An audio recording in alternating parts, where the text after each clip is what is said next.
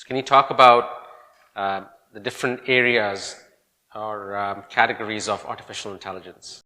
Now, there are lots of different fields that AI works in, but if I were to, on a very, very high level, group some of the major areas where artificial intelligence is applied, I'd like to start off with natural language.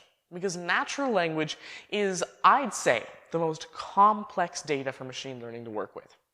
If you see all sorts of data, whether that be a sequenced genome, whether that be audio, whether that be images, there's some sort of discernible pattern. There's some sort of, yes, this is what a car sounds like, or yes, this is what human voice sounds like. But natural language is fundamentally a very human task. It's a very human data source. We as humans invented it for humans to understand. If I were to, for example, give you a book title, there's actually a very, very famous book, and the title of the book is "There Are Two Mistakes in the title of this book." Now, there's actually only one mistake. There are two thes. The human brain doesn't realize that. What's the second mistake? That there was only one mistake. So this is the sort of natural language complexity that's involved here.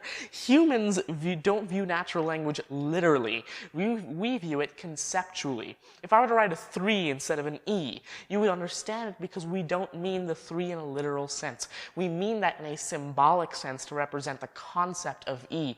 And you can contextualize that 3 to figure out that, yeah, it means an E and not an actual 3. These are things that computers aren't capable of.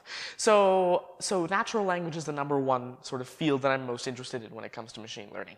Second, I'd say the most popular would be visual data understanding, computer vision, because it enables us to do so many things. I mean, as humans, our primary sense is vision. In fact, a vast majority of your brain's processing power at any given moment goes to understanding what it is that you're seeing, whether it be a person's face, or whether it be a computer, or some text, or anything of that sort. And third, I would say audio-based data. So text-to-speech, speech-to-text, these are very, very complex. And the reason it's complex is because it kind of combines a lot of challenges into one. First of all, you've got to support many languages. You can't just support English and call it a day. You've got to support the other languages. You've got to support other demographics.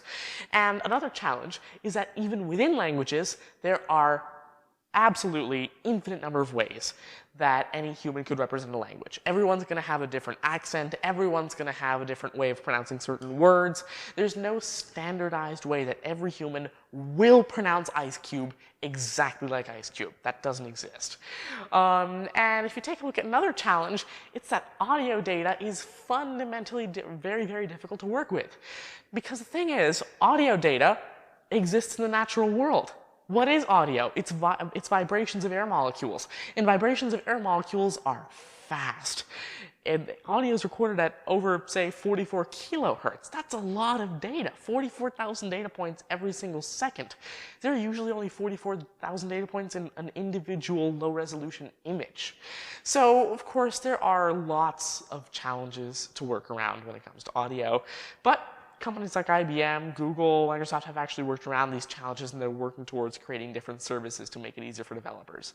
So again, on a very, very high level, there's natural language understanding, there's computer vision, there's audio data, and of course there's the traditional set of tabular data understanding, which is essentially structured data understanding.